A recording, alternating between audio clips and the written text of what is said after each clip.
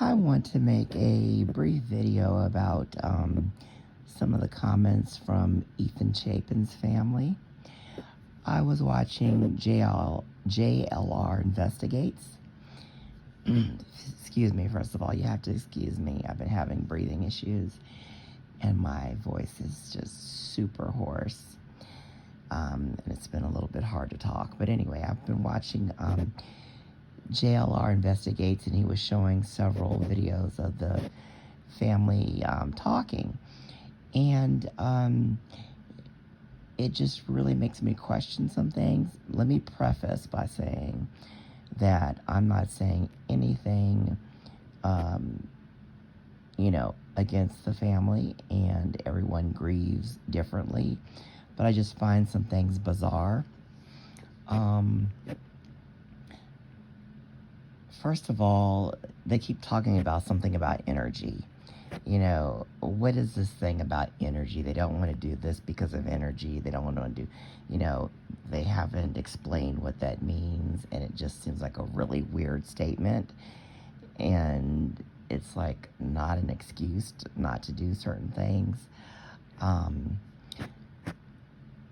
They really don't talk about Zana, which I had commented on JLR's post. They might not be doing that because, the first couple of months especially, everyone was mainly talking about the girls. Ethan wasn't even mentioned a lot. So I think they want to finally come out and let people know about Ethan, what he was like, who he was, and not have him attached with anyone, just talk about their son. So I understand that.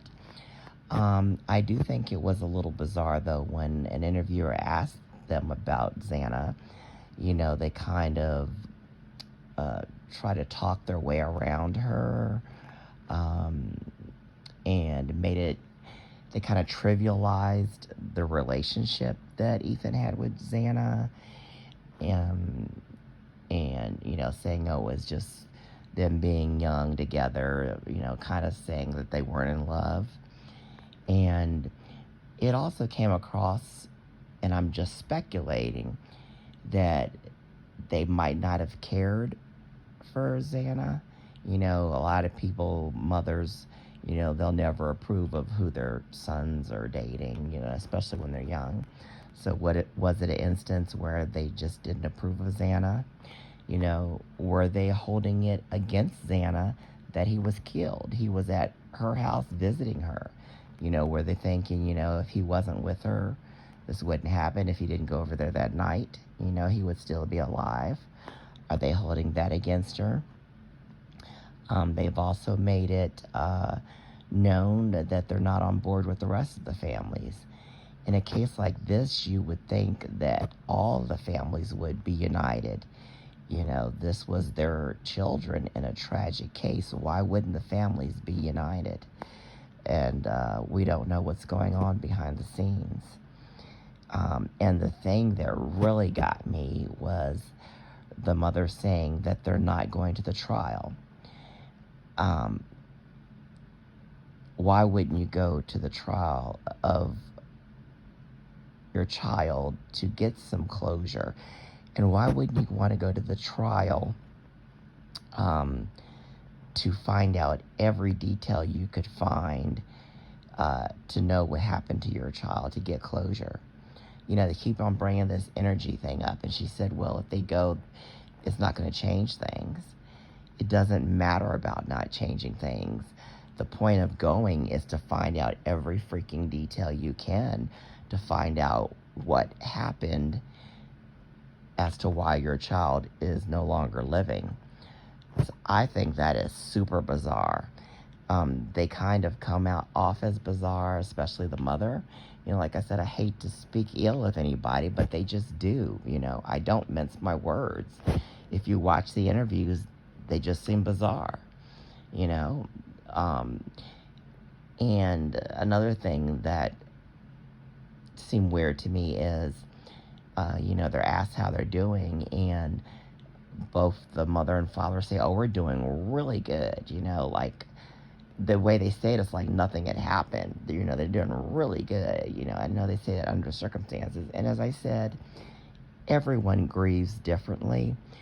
But I just think it's weird how you can be doing so good when you just lost your son in such a tragic way so recently.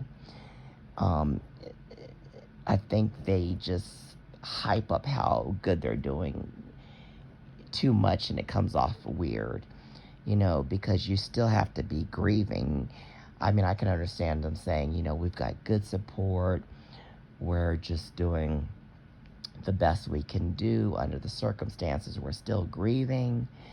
But, you know, they're saying, oh, we're doing really good, you know. That just comes off as weird to me, because I would not be doing good nowhere remotely this soon if I lost a child. Um, so I just think just the way I guess it's the way they word things that's bizarre.